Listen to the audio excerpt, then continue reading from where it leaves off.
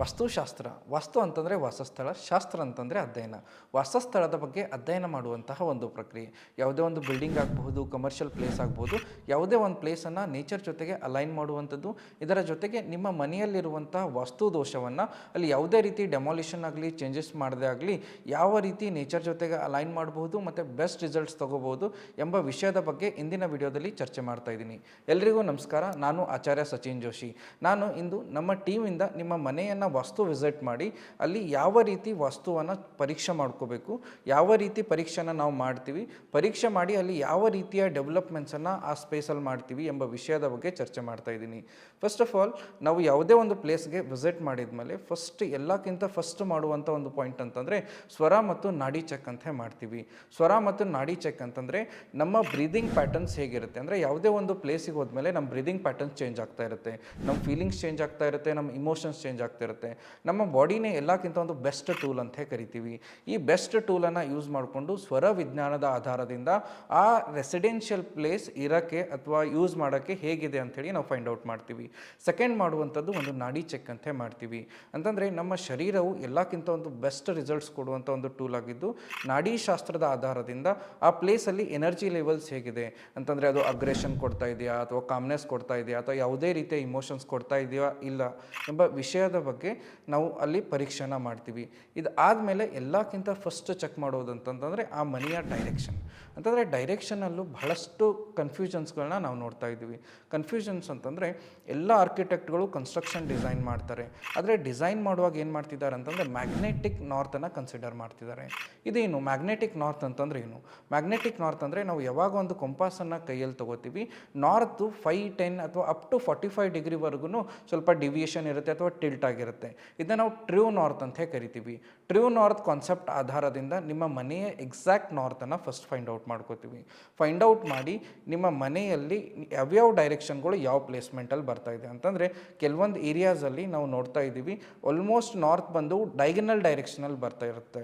ಆದರೆ ನಾವು ಕನ್ಸ್ಟ್ರಕ್ಷನ್ ಟೈಮಲ್ಲಿ ಏನು ಮಾಡಿರ್ತೀವಿ ಅಂತಂದರೆ, ಎಕ್ಸಾಕ್ಟ್ 90 ಡಿಗ್ರಿಯಲ್ಲಿ ಈಸ್ಟ್ನ ತೊಗೊಂಡು ಏನು ಪ್ಲ್ಯಾನ್ ಮಾಡಿರ್ತೀವಿ, ಅಂತಹ ಪ್ಲ್ಯಾನ್ಗಳು ಫೇಲ್ ಆಗುವಂಥ ಚಾನ್ಸಸ್ ಇರುತ್ತೆ. ಅಂತಂದರೆ ಬಹಳಷ್ಟು ಜನರು ನೀವು ಅಬ್ಸರ್ವ್ ಮಾಡಿರಬೇಕು. ಏನು ಅಬ್ಸರ್ವ್ ಮಾಡಿರ್ತಾರೆ ಅಂತಂದರೆ, ವಾಸ್ತುಶಾಸ್ತ್ರದ ಅನುಗುಣವಾಗಿ ಮನೆ ಕಟ್ಟಿದ್ದೀವಿ, ಆದರೂ ರಿಸಲ್ಟ್ಸ್ ಬರ್ತಿಲ್ಲ. ಯಾಕೆ ರಿಸಲ್ಟ್ಸ್ ಬರ್ತಿಲ್ಲ ಅಂತಂದರೆ, ನೀವೇನು ಮಾಡಿದ್ದೀರಾ ಅಂತಂದರೆ ಮ್ಯಾಗ್ನೆಟಿಕ್ ನಾರ್ತನ್ನು ಯೂಸ್ ಮಾಡಿಕೊಂಡು ಕನ್ಸ್ಟ್ರಕ್ಷನ್ ಮಾಡಿದ್ದೀರಾ.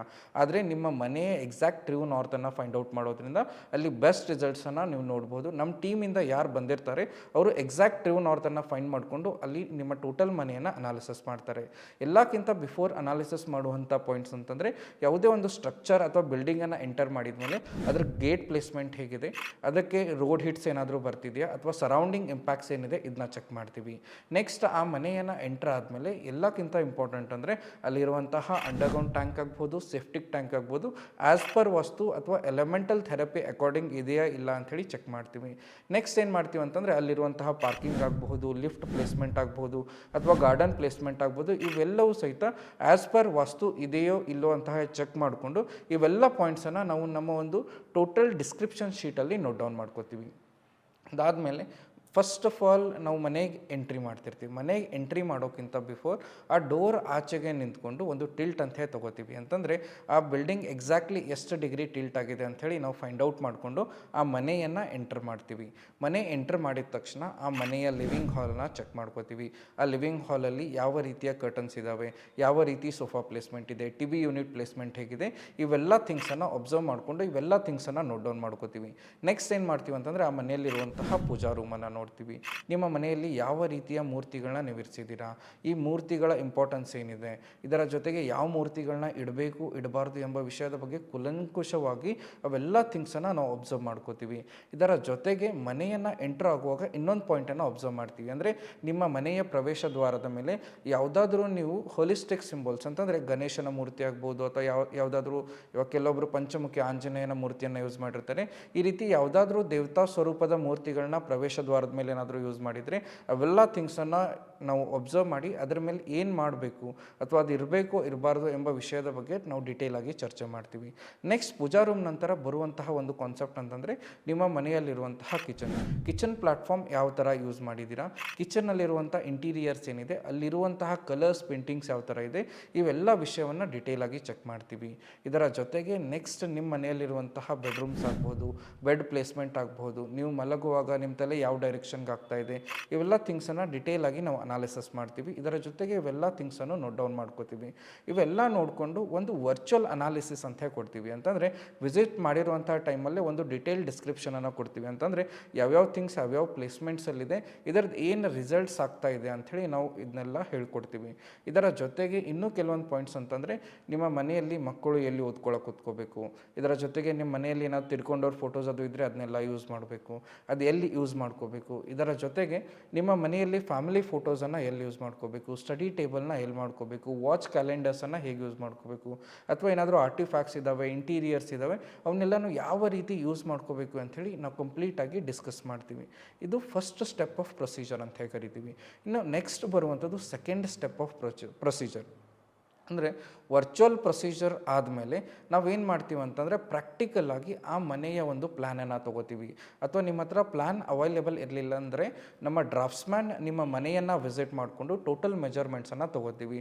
ಮೆಜರ್ಮೆಂಟ್ಸನ್ನು ತೊಗೊಂಡು ಈ ಪ್ಲ್ಯಾನನ್ನು ನಾವು ಗ್ರೇಡ್ ಮಾಡ್ತೀವಿ. ಗ್ರೇಡ್ ಅಂತಂದರೆ ಹೇಗಿರುತ್ತೆ ಅಂತಂದರೆ 11.25 ಡಿಗ್ರಿಯ 32 ಆ್ಯಂಗ್ಯುಲರ್ ಡಿವಿಷನ್ಸನ್ನು ಫಾರ್ಮ್ ಮಾಡಿ ಆ ಮನೆಯ ಎಂಟ್ರೆನ್ಸನ್ನು ಫೈಂಡ್ ಔಟ್ ಮಾಡ್ತೀವಿ. ಇದರಂತೆಯೇ ಇಲ್ಲಿ 22.5 ಡಿಗ್ರಿಯ 16 ಡಿವಿಷನ್ಸನ್ನು ಮಾಡಿ ಆ ಮನೆಯ 16 ಆ್ಯಂಗ್ಯುಲರ್ ಡಿವಿಷನ್ಸನ್ನು ಫೈಂಡ್ ಔಟ್ ಮಾಡಿಕೊಂಡು ಯಾವ್ಯಾವ ಆ್ಯಕ್ಟಿವಿಟೀಸ್ ಯಾವ್ಯಾವ ಝೋನಲ್ಲಿ ಬರ್ತಾ ಇದೆ ಅಂಥೇಳಿ ಒಂದು ಡಿಟೇಲ್ಡ್ ಅನಾಲಿಸಿಸ್ ರಿಪೋರ್ಟನ್ನು ಮಾಡ್ತೀವಿ. ಇದರ ಜೊತೆಗೆ ಆ ಮನೆಯ ಒಂದು ಬಾರ್ ಚಾರ್ಟ್ ಅಂತ ಹೇಳೋ ಸಹಿತ ನಾವು ಕ್ರಿಯೇಟ್ ಮಾಡ್ತೀವಿ.